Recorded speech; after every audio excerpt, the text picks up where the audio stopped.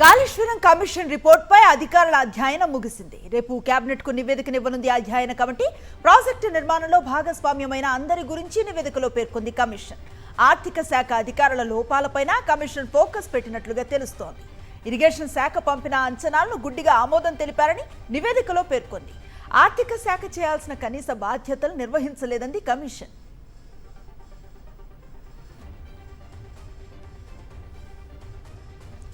రేపల్లె ప్రభుత్వ ఆసుపత్రిలో వైఎస్ఆర్సీపీ నేత వరికోటి అశోక్ బాబు దీక్ష కొనసాగుతుంది. రైతుల కోసం ఆయన దీక్ష చేస్తున్నారు. కాల్వలో ఉన్న గుర్రపు డెక్కను తొలగించే వరకు దీక్ష విరమించనున్నారు. 3 రోజుల నుంచి పచ్చి మంచినీళ్లు కూడా ముట్టకుండా రైతుల కోసం దీక్ష చేస్తున్నారు. ఆయన పంటలకు నీళ్లు అందేలా చేయాలని డిమాండ్ చేస్తున్నారు. ఇక పోలీసులు తనతో చాలా దారుణంగా వ్యవహరించారని మండిపడ్డారు. తనను ఆసుపత్రిలో అడ్మిట్ చేసినట్లు పోలీసులు చెప్పడం లేదన్నారు. రైతులకు న్యాయం జరిగే వరకు దీక్ష చేస్తానని చెప్తున్నారు వరికోటి అశోక్ బాబు. ఇక్కడ నాకు ఎవరు నన్ను ఇక్కడ జాయిన్ చేశారో తెలియదు. బాగా గుద్దుతా తీసుకొని వచ్చారు. 3 రోజుల నుండి నిరాదీక్ష, మంచినీరు కూడా తీసుకోలేదు నేను. ఎందుకంటే నాకు రైతుకు సంబంధించింది 4 ఎకరాలకు సంబంధించిన రైతుకు సంబంధించి వాళ్ళకి న్యాయం జరిగేంత వరకు నేను ఈ దీక్ష ఇట్లనే కొనసాగిస్తూనే ఉంటాను. అది న్యాయం జరగాల్సిందే. ఆ తర్వాతే నేను ఈ దీక్ష విరమిస్తాను. రేపల్లె ప్రభుత్వ ఆసుపత్రిలో దీక్ష చేస్తున్న వరికోటి అశోక్ బాబును గుంటూరు జిల్లా వైఎస్ఆర్సీపీ అధ్యక్షుడు అంబటి రాంబాబు పరామర్శించారు. ఆయన ఆరోగ్య పరిస్థితిపై డాక్టర్లను అడిగి వివరాలు తెలుసుకున్నారు. వరికోటి అశోక్ బాబుపై కూటమి ప్రభుత్వం కక్ష కట్టిందన్నారు అంబటి. రైతుల తరపున అశోక్ బాబు పోరాడుతూ ఉంటే ప్రభుత్వం సహించలేకపోతోందన్నారు. పోలీసుల దాడిలో అశోక్ బాబు నడుం దెబ్బతిన్నదని అంబటి చెప్పారు. పోలీసు ప్రయోగం చేశారు. అశోక్ బాబును పట్టుకొని పిడిగుద్దులు గుద్దుతూ ఎక్కడ పడితే అక్కడ నొక్కేటటువంటి కార్యక్రమం చేస్తూ చూడండి చితగ్గొట్టేశారు. చేతులతో చితగ్గొట్టి డిపార్ట్మెంట్ దగ్గర నుంచి, ఎక్కడైతే ఇరిగేషన్ డిపార్ట్మెంట్ దగ్గర నుంచి పోలీస్ స్టేషన్కి తీసుకెళ్లారు. అక్కడ కూడా చితగ్గొట్టినట్టున్నారు. పాపం నడుము దెబ్బతింది, కదలలేని పరిస్థితి ఏర్పడింది. అక్కడే ఉండిపోయాడు. ట్రీట్మెంట్ చేయడానికి ఎవరు అక్కడ లేరు. గత్యంతరం లేని పరిస్థితుల్లో హాస్పిటల్ తీసుకొచ్చారు. హాస్పిటల్లో చేర్చారు. మాజీ మంత్రి కొడాలి నానిపై కూటమి సర్కార్ కక్ష సాధింపులకు దిగింది. పోలీసులు ఐటీ యాక్ట్ కింద కేసు నమోదు చేశారు. చంద్రబాబు కుటుంబ సభ్యులపై అసభ్య కామెంట్స్ చేశారంటూ కేసు నమోదు చేశారు. 2024లో విశాఖ 3 టౌన్ పిఎస్లో కొడాలి నానిపై పలు సెక్షన్ల కింద కేసు నమోదు చేసిన పోలీసులు 41A నోటీసులు ఇచ్చారు.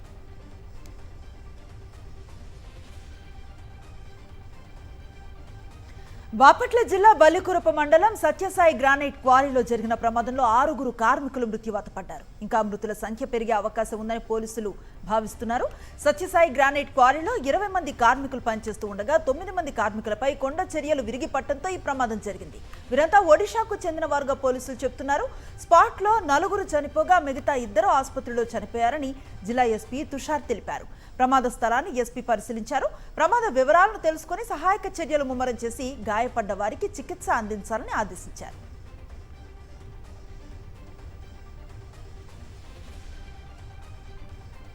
గ్రానైట్ క్వారీ ప్రమాదంలో 6 కార్మికులు మృతి చెందడంపై వైఎస్ఆర్సీపీ అధినేత వైఎస్ జగన్ దిగ్భ్రాంతి వ్యక్తం చేశారు. ఒడిశాకు చెందిన కార్మికులు పొట్టకూటి కోసం వచ్చి చనిపోవడం బాధాకరమన్నారు. మృతుల కుటుంబాలను తన ప్రగాఢ సానుభూతి తెలియజేశారు. ఆయన ప్రమాదంలో గాయపడ్డ వారికి మెరుగైన వైద్యం అందించాలన్నారు. మృతుల కుటుంబాలను ప్రభుత్వం వెంటనే ఆదుకోవాలని డిమాండ్ చేశారు వైఎస్ జగన్.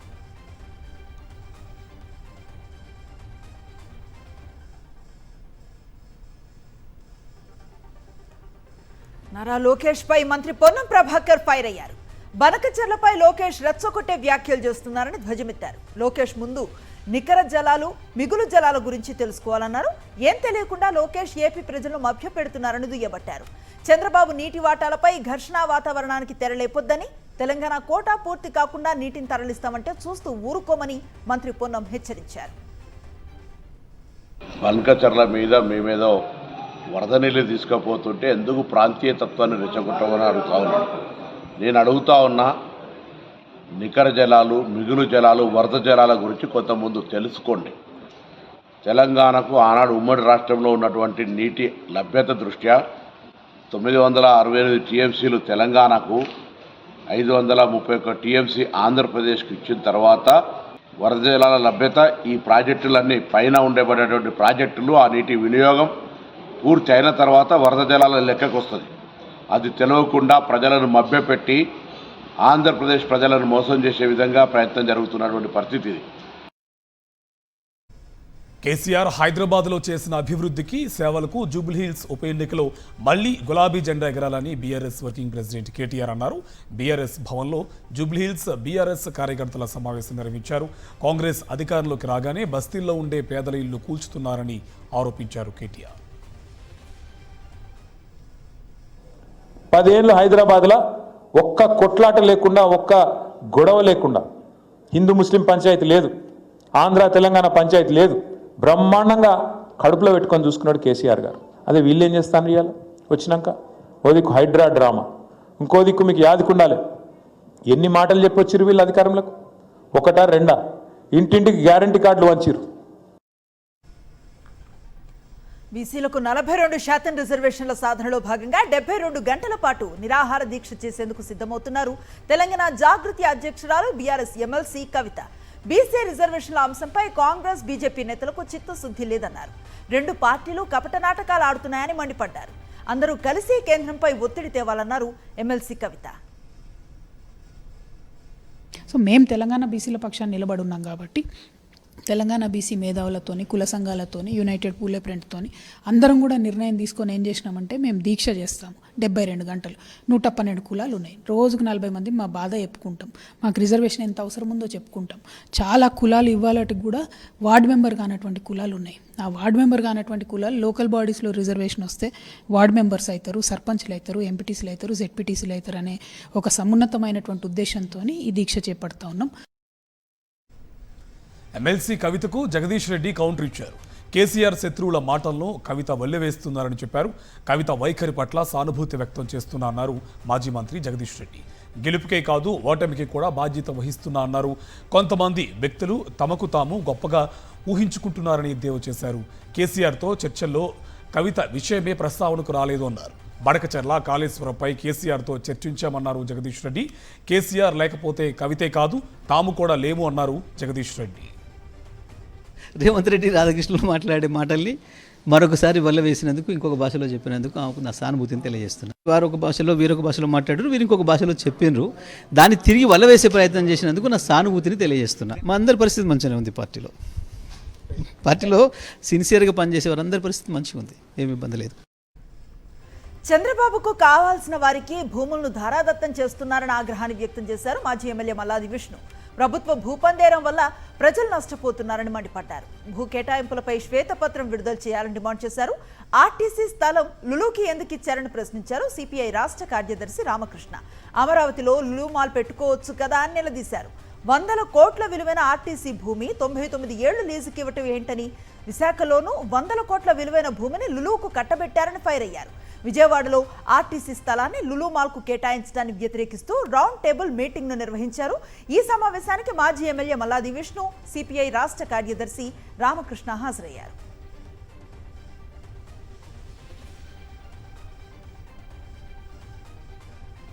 విజయవాడలో ఏపీ రైతు సంఘాల సమన్వయ సమితి ఆధ్వర్యంలో రౌండ్ టేబుల్ సమావేశం నిర్వహించారు.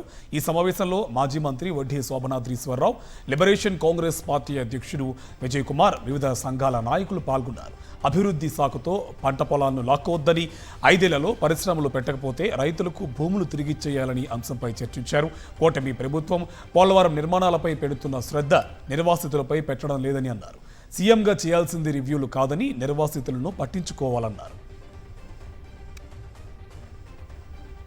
నిబంధనలకు విరుద్ధంగా పార్టీ ఫిరాయించిన కార్పొరేటర్లకు స్టాండింగ్ కమిటీ ఎన్నికల్లో ఓటు హక్కు కల్పించడంపై వైఎస్ఆర్సీపీ కార్పొరేటర్లు మండిపడుతున్నారు. ఫిరాయింపుదారుల అనర్హతపై హైకోర్టులో కేసు పెండింగ్లో ఉండగా వారికి ఏ విధంగా ఓటు హక్కు కల్పించారని ప్రశ్నిస్తున్నారు. వారు ఓటు హక్కు తొలగించిన తర్వాతే స్టాండింగ్ కమిటీ ఎన్నిక నిర్వహించాలని డిమాండ్ చేస్తున్నారు. వైఎస్ఆర్సీపీ కార్పొరేటర్లుగా గెలిచి మరి దాదాపుగా 27 మంది తెలుగుదేశం, జనసేన, బీజేపీ పార్టీల్లో జంపు అయి జిలానీలందరూ వాళ్ళందరినీ మరి కలెక్టర్ గారికి కూడా వాళ్ళందరి మీద కంప్లైంట్ చేయడం జరిగింది. మాకు ఇక్కడ ఎవరైతే పైనల విజయ్ కుమార్ గారిని లీగల్గా పెట్టారో మరి ఆయన ద్వారా విప్ జారీ చేయించి కలెక్టర్ గారికి కానీ కమిషనర్ గారికి కూడా ఇవ్వడం జరిగింది. అది కోర్టులో కూడా ఉంది, రేపు జడ్జిమెంట్ కూడా వస్తుంది దాని మీద. అలాంటి తరుణంలో కోర్టులో ఉంటుండగా మరి స్టాండింగ్ కమిటీ ఎలక్షన్ ఎలా పెట్టారు అని చెప్పి కలెక్టర్ గారికి మన జిల్లా అధ్యక్షులు కేకే రాజు గారి ఆధ్వర్యంలో ఇవ్వడం జరిగింది. తిరుమలలో మఠాధిపతులకు నోటీసులు ఇవ్వడం దారుణమని టీటీడీ మాజీ చైర్మన్ భూమన కరుణాకర్ రెడ్డి అన్నారు. హైందవ ధర్మ పరిరక్షణకు పాటుపడే మఠాలపై దాడి చేస్తున్నారని మండిపడ్డారు. ధనికుల గెస్ట్ హౌస్లకు ఏ విధమైన నోటీసులు ఇవ్వకుండా మఠాధిపతులకు నోటీసులు అనేది విద్వేషపూరిత ఆలోచన అని తెలిపారు. మఠాధిపతులు మేల్కొని మఠాలపై దాడిని ఖండించాలని పిలుపునిచ్చారు. పాంచజన్యం ఊదినటువంటి చంద్రబాబు గారు, పవన్ కళ్యాణ్ గారు మీ ప్రభుత్వ హయాంలో అత్యంత పవిత్ర భాగవోత్తమ పరమ పూజ్య పవిత్రులైనటువంటి మఠాధిపతుల ఆధీనములో ఉన్నటువంటి మఠాలకు ఏ రకమైనటువంటి నోటీసులు ఇచ్చారు అన్నది చూడండి. ఇది మొత్తం హిందువులందరూ కూడా అసహించుకోవాల్సిన విషయం. రేషన్ బియ్యం ఇప్పించాలంటూ అనకాపల్లి జిల్లా చోడవరం నియోజకవర్గ పరిధి సి కొట్నాబెల్లి గిరిజనులు నిరసన చేపట్టారు. కావిడి పట్టుకుని వినూత్నంగా ర్యాలీ నిర్వహించి నిరసన తెలిపారు. కూటమి ప్రభుత్వం వచ్చిన తర్వాత రేషన్ వాహనాన్ని రద్దు చేశారని, దీంతో గొలవానిపాలెం రాను పోను 16 కిలోమీటర్లు కాలినడకన వెళ్లి రేషన్ తెచ్చుకోవాల్సి వస్తోందని వాపోయారు. ఇప్పటికైనా తమ గ్రామంలోనే రేషన్ ఇవ్వాలని ప్రజలు విజ్ఞప్తి చేస్తున్నారు. ఇప్పుడు రామంతరపాలెం నుంచి పాతకొట్నాబెల్లి అంటే 4 కిలోమీటర్లు ఒక పక్క, 2 వైపులు వెళ్తే 8 కిలోమీటర్లు. గతంలో బియ్యం కోసం కష్టపడి వెళ్ళే పరిస్థితి ఉంది. కాబట్టి ఇప్పుడు ప్రభుత్వం మారిన తర్వాత ఏ గ్రామంలోనైతే ఉందో ఆ గ్రామంలో పాయింట్ పెట్టి ఏర్పాటు చేయాలని చెప్పింది. ఆ రకంగానే పాతకొట్నాబెల్లిలో పాయింట్ ఉంది. కాబట్టి ఆ పాయింట్ ఈ నెల బియ్యం వల్ల ఇక్కడే మనం ఇవ్వాలని చెప్పేసి మేము కావిలితో నిరసన తెలియజేసాం. కాబట్టి ఖచ్చితంగా రేపు కలెక్టర్ గారి దగ్గర మాకు ఇచ్చిన ఆర్డర్ని అమలు చేయలేదు ఇక్కడ రావుకత్త మండలం చెప్పడం కోసమే ఈ కార్యక్రమం నిర్వహించడం జరిగింది. కామారెడ్డి జిల్లా బాన్సువాడ కాంగ్రెస్లో వర్గపోరు భగ్గుమంది. ఎమ్మెల్యే పోచారం శ్రీనివాసరెడ్డి, మాజీ ఎమ్మెల్యే ఏనుగు రవీందర్ రెడ్డి వర్గీయులు వాగ్వాదానికి దిగారు. మంత్రి సీతక్క సమక్షంలోనే ఇరు వర్గాలు గొడవపడ్డారు. ఎమ్మెల్యే పోచారం శ్రీనివాసరెడ్డి వర్గం నాయకులు మాజీ ఎమ్మెల్యే ఏనుగు రవీందర్ రెడ్డిని పంచాయతీ భవనంలోకి రానివ్వకుండా డోర్లు పెట్టి అడ్డుకోవడంతో పోచారం వర్గం ఏనుగు వర్గం మధ్య గొడవ జరిగింది. పోలీసులు ఇరు వర్గాలను సమదయించే ప్రయత్నం చేశారు. అనంతరం గట్టి భారీ బందోబస్తు నిర్వహించారు.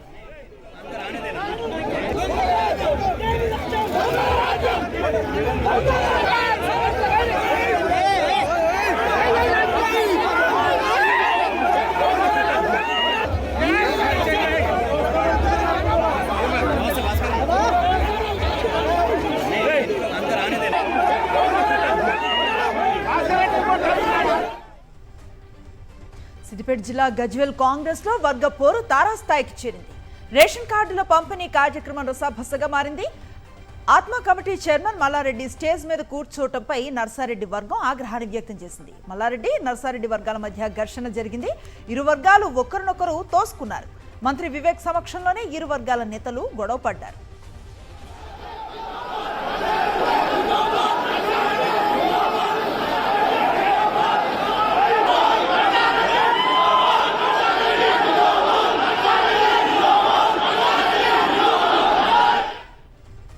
చేవెళ్లలోని ఒక ఫామ్ హౌస్లో డ్రగ్స్ గుట్టురట్టయింది. ఐటీ ఉద్యోగులు హంగామా సృష్టించినట్టు తెలుస్తోంది. డ్రగ్స్, మద్యం పట్టుకున్నారు పోలీసులు. 3 లగ్జరీ కార్లను స్వాధీనం చేసుకున్నారు. 6 ఐటీ ఉద్యోగులు అరెస్ట్ చేశారు పోలీసులు. ఫామ్ హౌస్ నిర్వాహకుడిపై కేసు నమోదు చేశారు. అభిజిత్ బెనర్జీ అనే వ్యక్తి బర్త్డే సందర్భంగా ఒక ఫామ్ హౌస్ను బుక్ చేసుకున్నారు 6 ఐటీ ఉద్యోగులు. డ్రగ్స్ కిట్స్తో పరీక్షలు నిర్వహించగా అందరికీ పాజిటివ్ వచ్చింది. వీరందరినీ చేవెళ్ల ఎక్సైజ్ స్టేషన్లో అప్పగించారు.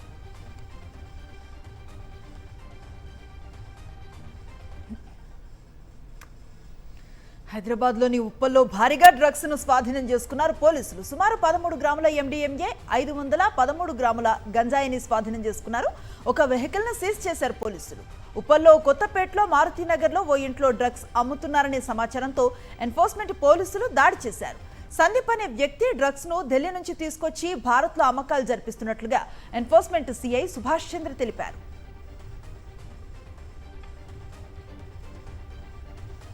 తెలుగు సినిమా ఫెడరేషన్ సంచలన నిర్ణయం తీసుకుంది. రేపటి నుంచి షూటింగ్స్ నిలిపివేయాలని నిర్ణయించింది. వేతనాల విషయంలో ఫిల్మ్ ఛాంబర్, ఫిల్మ్ ఫెడరేషన్కు మధ్య చర్చలు విఫలమయ్యాయి. పెంచిన వేతనాలు అమలు చేయాలని డిమాండ్ చేస్తుంది తెలుగు సినిమా ఫెడరేషన్. పెంచిన వేతనాలు కూడా ఏ రోజు వేతనం ఆ రోజే ఇవ్వాలని డిమాండ్ చేస్తుంది. 30% వేతనం పెంచిన వారి షూటింగ్స్కి వెళ్లాలని నిర్ణయించింది. జూబ్లీహిల్స్ నివాసంలో ముఖ్యమంత్రి రేవంత్ రెడ్డిని మర్యాదపూర్వకంగా సినీ నటుడు చిరంజీవి కలిశారు. సినీ పరిశ్రమకు సంబంధించి పలు విషయాలపై వారు మాట్లాడుకున్నట్లుగా సమాచారం. ఢీ కొరియోగ్రాఫర్ కృష్ణపై ఫోక్సో కేసు నమోదైంది. కొరియోగ్రాఫర్ కృష్ణపై గచ్చిబౌలి పోలీసులు ఫోక్సో కేసు నమోదు చేశారు. మైనర్ పట్ల అసభ్యంగా ప్రవర్తించాడని కుటుంబ సభ్యులు ఫిర్యాదు చేయడంతో పోలీసులు చర్యలు చేపట్టారు. కేసు నమోదు తర్వాత కొరియోగ్రాఫర్ కృష్ణ అజ్ఞాతంలోకి వెళ్లిపోయాడు. కృష్ణ కోసం గాలించిన పోలీసులు బెంగళూరులో కృష్ణను అదుపులోకి తీసుకున్నారు. గతంలో కూడా కృష్ణపై పలు ఆరోపణలు ఉన్నాయి. ఇన్స్టాలో యువతులను మోసం చేసినట్లు ఆరోపణలు వచ్చాయి. భద్రాద్రి కొత్తగూడెం జిల్లా భద్రాచలంలో దారుణం వెలుగు చూసింది. లాడ్జ్లో రూమ్లో అద్దెకిచ్చి రూమ్లో సీక్రెట్ కెమెరాలు పెట్టి బ్లాక్మెయిల్కు పాల్పడుతున్నారు లాడ్జ్ సిబ్బంది. ఒక జంట ప్రైవేటు క్షణాలను రికార్డ్ చేసి వారి నుంచి డబ్బులు డిమాండ్ చేసినట్లుగా ఆరోపించారు బాధితులు. భద్రాచలంలో గొల్లబజార్కు చెందిన పాలిటెక్నిక్ విద్యార్థి స్థానిక పోలీసులకు ఫిర్యాదు చేయడంతో లాడ్జ్ సిబ్బంది బాగోతం వెలుగులోకి వచ్చింది. లాడ్జ్ సిబ్బందిని అదుపులోకి తీసుకున్నారు పోలీసులు. నంద్యాల జిల్లా శ్రీశైలం డ్యాం దిగువన లింగాల గుట్ట వద్ద ఓ వ్యక్తి గల్లంతయ్యాడు. కృష్ణానదిలోకి స్నానం చేసేందుకు వెళ్లి ప్రవాహం అధికంగా ఉండడంతో కొట్టుకుపోయాడు. అతన్ని గమనించిన మత్స్యకారులు వెంటనే సహాయక చర్యలు ప్రారంభించారు. తెప్పసాయితో అతన్ని రక్షించి ఒడ్డుకు చేర్చారు.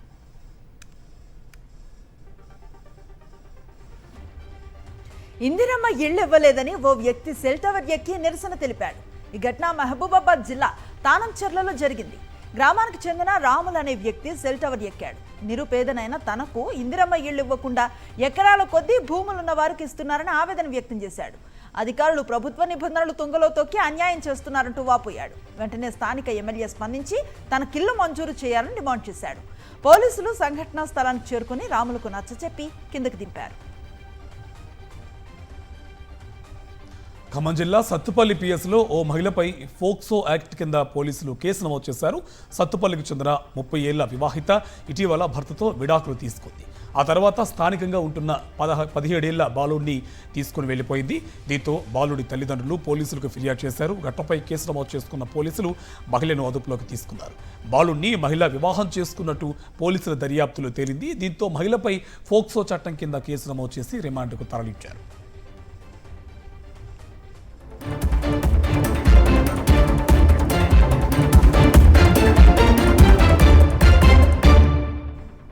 జాతీయ వార్తలు చూద్దాం. బీహార్ ఓటర్ల జాబితా ముసాయిదాలో తన పేరు లేదని ఆర్జేడీ నేత తేజస్వి యాదవ్ ఆరోపించడంపై కేంద్ర ఎన్నికల సంఘం మరోసారి స్పందించింది. ఆ కార్డు అధికారికంగా జారీ చేసింది కాదని సమగ్ర దర్యాప్తు జరిపేందుకు దానిని అప్పగించాలంటూ నోటీసులు జారీ చేసింది. ఆగస్టు 2న పాట్నాలో విలేకరుల సమావేశంలో తేజస్వి చూపించిన గుర్తింపు కార్డు అధికారికంగా జారీ చేసింది కాదు. దీనిపై పూర్తి స్థాయి దర్యాప్తు చేసేందుకు ఆ కార్డును అప్పగించాలని కోరుతున్నట్లుగా తేజస్వికి ఎన్నికల సంఘం అధికారులు లేఖ రాశారు. పహల్గాం ఉగ్రదాడిలో పాల్గొన్నది పాక్ ఉగ్రవాదులే అనడానికి తిరుగులేని ఆధారం బయటకొచ్చింది. తాజాగా ఆపరేషన్ మహదేవ్లో పాల్గొన్న 3 ఉగ్రవాదుల్లో ఒకడైన తాహిర్ హబీబ్కు పీఓకేలో జనాజా ఏ గైబ్ విధానంలో అంత్యక్రియలు నిర్వహించారు. చనిపోయిన వ్యక్తి మృతదేహం అందుబాటులో లేనప్పుడు ఈ విధానంలో అంతిమ సంస్కారాలు చేస్తారు. రావల్కోట్ ఖైగలాల్లో పాక్ పెద్దలు ఈ కార్యక్రమంలో పాల్గొన్నట్టు వీడియోలు, చిత్రాలను టెలిగ్రామ్ ఛానళ్లు ప్రచారం చేశారు. ఎడతెరిపి లేకుండా కురుస్తున్న భారీ వర్షాల కారణంగా ఉత్తరప్రదేశ్లోని అనేక నగరాలను వరదలు ముంచెత్తున్నాయి. వారణాసి, ప్రయాగ్రాజ్లోని ప్రజలు తీవ్ర ఇబ్బందులు ఎదుర్కొంటున్నారు. పరిస్థితులు దుర్భరంగా మారాయి. ఆ వీడియోలు సోషల్ మీడియాలో చక్కర్లు కొడుతున్నాయి. చోటా బఘాడా ప్రాంతానికి చెందిన దంపతులు అనారోగ్యంతో ఉన్న తమ నవజాత శిశువును ఆసుపత్రికి తరలించడానికి అవస్థలు పడుతున్న వీడియో వైరల్గా మారింది. పీకల్లోతు నిలిచిన ఉన్న వరద నీటిలో దంపతులు తమ చిన్నారిని తీసుకువెళ్లారు. ఆ వీడియో వైరల్గా మారడంతో ప్రతిపక్షాలు యూపీ ప్రభుత్వంపై తీవ్ర విమర్శలు చేస్తున్నాయి.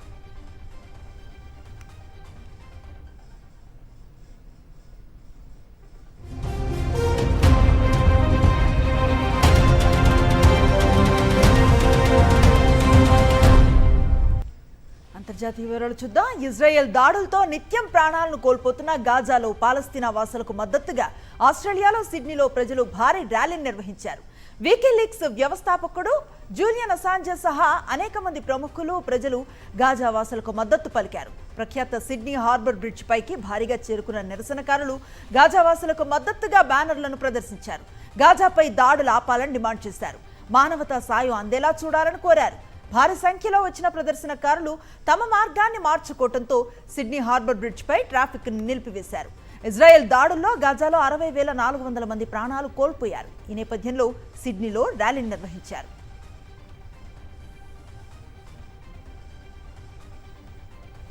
బంగ్లాదేశ్ మాజీ ప్రధాని షేక్ హసీనా మానవాళికి వ్యతిరేకంగా నేరాలకు పాల్పడినట్టు ఇంటర్నేషనల్ క్రైమ్స్ ట్రిబ్యునల్ అభియోగాలు మోపింది. ఈ క్రమంలోనే ఇవాళ ఆయా కేసుల్లో హసీనాపై విచారణను ప్రారంభించింది. తాత్కాలిక ప్రభుత్వం నియమించిన చీఫ్ ప్రాసిక్యూటర్ తాజుల్ ఇస్లాం హసీనాను అన్ని నేరాలకు మూల కేంద్రంగా పేర్కొన్నారు. ఆమెకు గరిష్ట శిక్ష విధించాలన్నారు. ఈ కేసులో మాజీ హోంమంత్రి అసదుజ్జమాన్ ఖాన్ కమల్ అలాగే మాజీ ఐజీపీ చౌదరి అబ్దుల్లా అల్ మాముళ్లు సహా నిందితులుగా ఉన్నారు. విద్యార్థుల ఆధ్వర్యంలో గత ఏడాది జూలై ఆగస్టులో జరిగిన ఉద్యమాన్ని అణిచివేసేందుకు ప్రయత్నాలు చేసినట్లు హసీనా ఆరోపణలు ఎదుర్కొంటున్నారు. భారీ సంఖ్యలో ఉద్యమకారులను చంపించడం, హింసించడం వంటి నేరాభియోగాలను ఆమెపై మోపారు. వీటిపై ఐసీటీ నేడు విచారణను ప్రారంభించింది. హసీనా, అసదుజ్జమాన్లు ఇప్పటికే దేశాన్ని వీడారు. మామూన్ ఒక్కరే కస్టడీలో ఉన్నారు. ఈ కేసులో సాక్షిగా మారేందుకు ఆయన అంగీకరించినట్లు తెలుస్తోంది. నిరసనల సమయంలో గాయపడిన వ్యక్తులు ప్రత్యక్ష సాక్షుల నుంచి ఆధారాలు సమర్పిస్తామని ప్రాసిక్యూషన్ తెలిపింది. రష్యాలోని కురెల్ దీవుల్లో భూకంపం సంభవించింది. రిక్టర్ స్కేల్పై 7.0గా తీవ్రత నమోదైంది. జపాన్ వాతావరణ శాఖ, యునైటెడ్ స్టేట్స్ జియోలాజికల్ సర్వే ఈ విషయాన్ని వెల్లడించాయి. రష్యా అత్యవసర సేవల మంత్రిత్వ శాఖ పలు ప్రాంతాల్లో సునామీ హెచ్చరికలను జారీ చేసింది. ఇప్పటివరకు ఎలాంటి ప్రాణ ఆస్తి నష్టం జరగలేదు. భూకంపం ధాటికి నగరాల్లో భవనాలు ఊగిపోయాయని రష్యా మీడియా తెలిపింది. రష్యాలో కామ్చట్కా ద్వీపకల్పంలో క్రసెనికోవ్ అగ్నిపర్వతం బద్దలైంది. ఇటీవల వచ్చిన రష్యా భూకంపం రిక్టర్ స్కేల్పై 8.8గా నమోదైంది.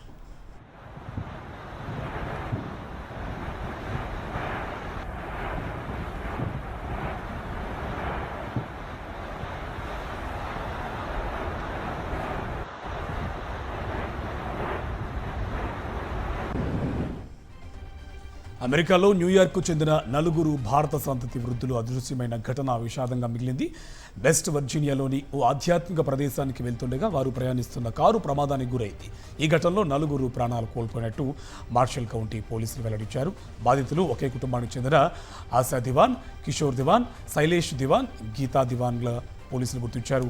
జూలై 29న అదృశ్యం కాగా వీరి వాహనం ప్రమాదానికి గురైనట్లు ఆగస్టు 2న రాత్రి పోలీసులు గుర్తించారు. 4 చనిపోయినట్టు అధికారులు ధృవీకరించారు. కారును కూడా స్వాధీనం చేసుకున్నారు.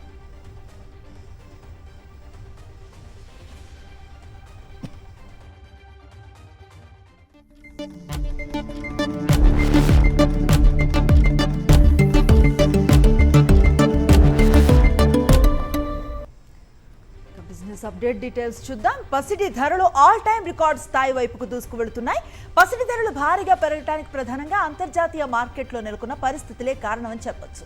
ముఖ్యంగా బంగారం ధరలు భారీగా పెరగడానికి ప్రధాన కారణం డాలర్ విలువ పతనం అవటం కూడా కారణంగా నిపుణులు పేర్కొంటున్నారు. ప్రస్తుతం 24 క్యారెట్ల 10 గ్రాముల గోల్డ్ 1,01,350 రూపాయలు కాగా 22 క్యారెట్ల 10 గ్రాముల బంగారం ధర 92,900 రూపాయలుగా ఉంది. మరోవైపు వెండి ధర కూడా అదే స్థాయిలో పెరుగుతోంది. అయితే బంగారంతో పోలిస్తే వెండి ధర భవిష్యత్తులో భారీగా పెరిగే అవకాశం ఉందని నిపుణులు అంచనా వేస్తున్నారు.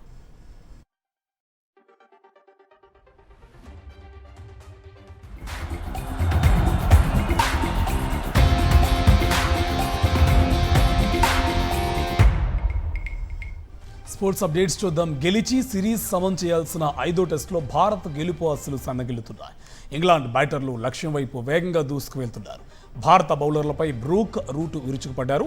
బ్రూక్ రూట్లు సెంచరీలతో ఓవెల్ మైదానంలో పరుగులు వరద పారించారు.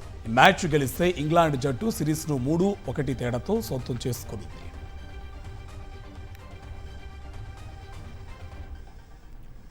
England star batter Joe Root సరికొత్త చరిత్రను సృష్టించాడు.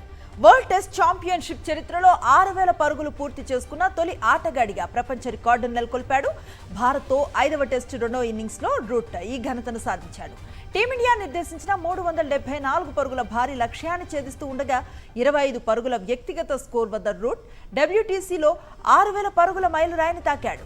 WTCలో అత్యధిక పరుగులు చేసిన ఆటగాళ్ల జాబితాలో Steve Smith, Marnus Labuschagne, Ben Stokes, Travis Head తర్వాతి స్థానాల్లో రూట్ ఉన్నారు. WTCలో 20 సెంచరీలు, 22 అర్ధ సెంచరీలు చేశాడు.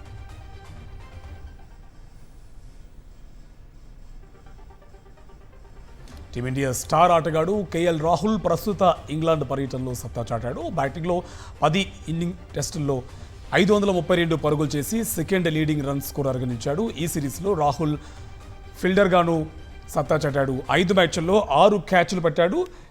స్లిప్స్లో రాహుల్ చాలా అలర్ట్గా ఉంటూ ఇంగ్లాండ్ బ్యాటర్లను భయభ్రాంతులకు గురిచేశాడు.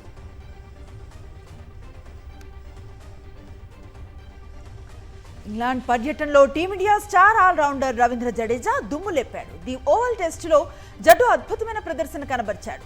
సెకండ్ ఇన్నింగ్స్లో జడేజా కీలక హాఫ్ సెంచరీ సాధించాడు. మొత్తంగా ఈ సిరీస్లో జడేజా 516 పరుగులతో పాటు 7 వికెట్లను పడగొట్టాడు. ఇంగ్లాండ్ గడ్డపై ఓ టెస్ట్ సిరీస్లో 6 అంతకంటే దిగువన బ్యాటింగ్కు వచ్చి 6 సార్లు 50+ స్కోర్లు సాధించిన ఆటగాడిగా జడ్డు వరల్డ్ రికార్డును సాధించాడు. ఇంతకుముందు ఈ record West Indies cricketer legend Garry Sobers పేరిట ఉండేది.